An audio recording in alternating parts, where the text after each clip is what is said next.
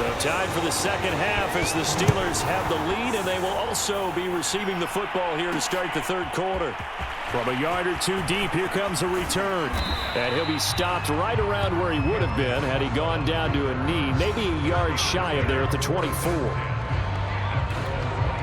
Big Ben and the Steelers with a 1st and 10 at their own 24. A handoff to Harris to begin the drive. And a nice run past the 30-yard line there. And after getting tackled, he's still down and looking very slow to get up. So they'll come up after the gain of 7 on a 2nd and 3. Well, he gets attended to. We'll step aside.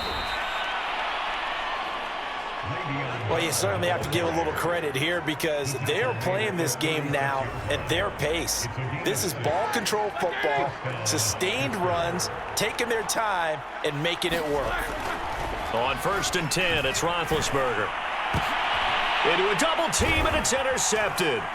Picked off by Harrison Smith. And the Vikings are going to take possession here at their own 47-yard line.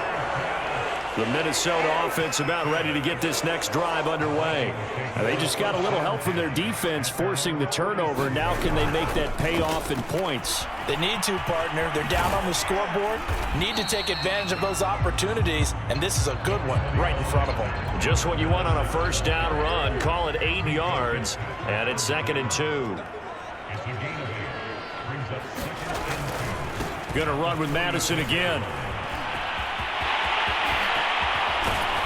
And he'll get this one down near the 20-yard line, just shy of the 20. I know that play went to the left side, and that's what it was designed to do, an outside handoff there.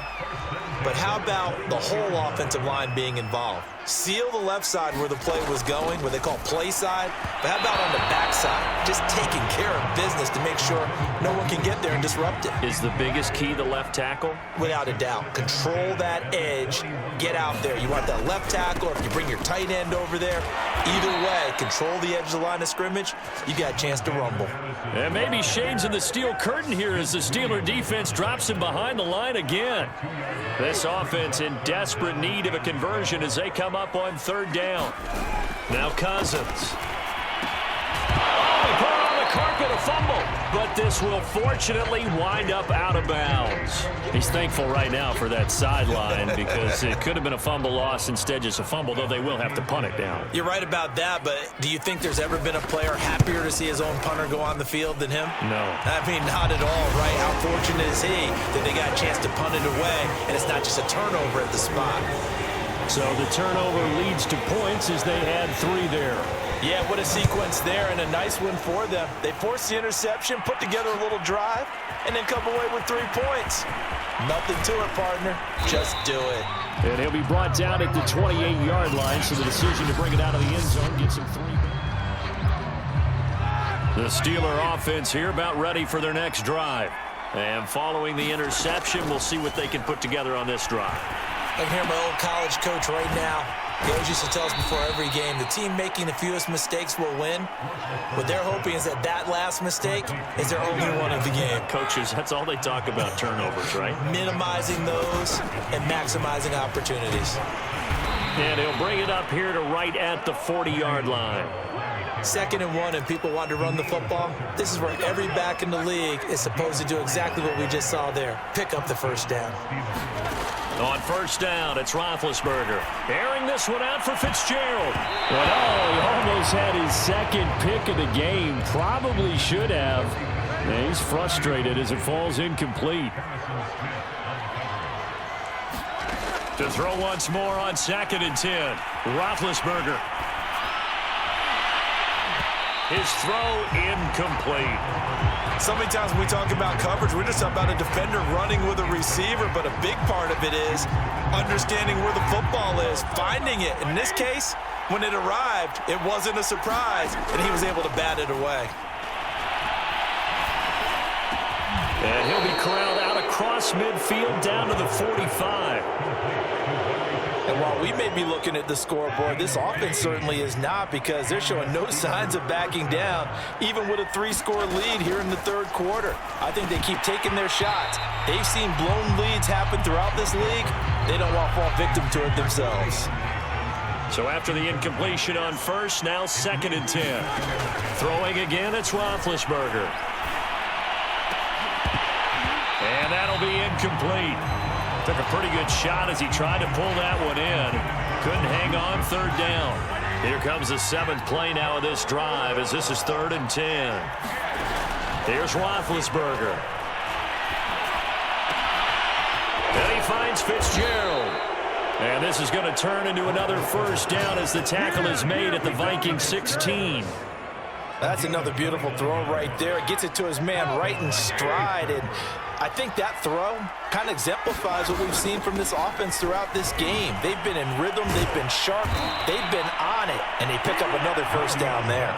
40 yards rushing now on 8 carries for him so far. Looks to me like maybe there's a little attrition setting in with this drive. Because when you see that type of a run, I get the feeling the defense getting a little bit tired. And that's the last thing they need, especially when they look up at the scoreboard.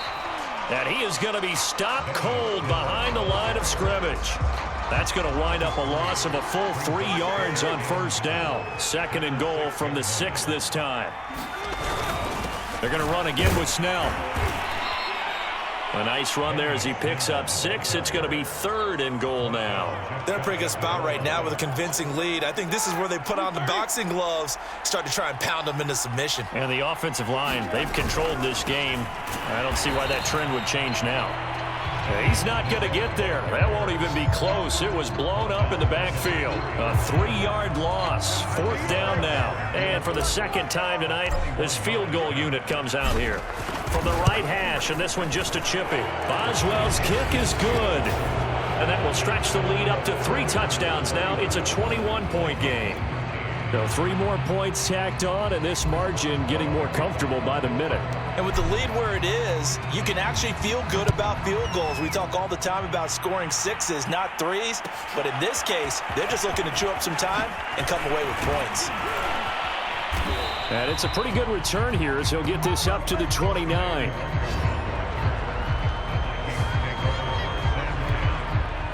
Here are the Vikings now to start their next drive. They're down 3 touchdowns to this point, needing to put something together as they have it 1st and 10. Going to begin the drive here with Madison. And room to run as he's up past the 35-yard line. It's a 7-yard carry to set them up with a 2nd and 3. Another carry now for Madison. And he'll get up to the 43-yard line. So many teams want to throw the ball in this situation nowadays, but I love watching a team that has enough confidence to go ahead and run the football in that situation. That's almost a tendency breaker. And just no chance of turning the corner. He can only get back to the line of scrimmage. 2nd and 10 coming up. Well, thanks for joining us here on a Thursday night in the NFL. 3rd quarter, 2nd and 10 coming up. And this throw incomplete. Now the defender all over him that time, but it's going to lead to 3rd down.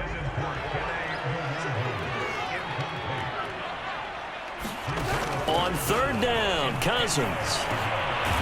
Got an open man finding Jefferson. And he will have a Vikings 1st down as they're able to get the 3rd down conversion. So the 14 yards actually takes him from 143 to the other for 1st and 10. Here's Madison running on 1st down. And not able to break away this time as they're going to stop him right around the line of scrimmage. Officially, it's a 1-yard loss. That's going to bring up 2nd and 11.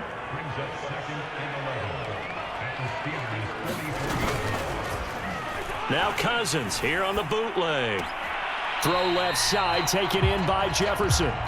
And he'll go out of bounds after taking it a little further down inside the 40. Here's the 7th play of this drive. This is 3rd and 4. Cousins. And that's dropped underneath to Nwangu. And he's going to be taken down here still a couple yards short of the 1st. So just 3 yards on the completion there. And that'll bring up 4th down.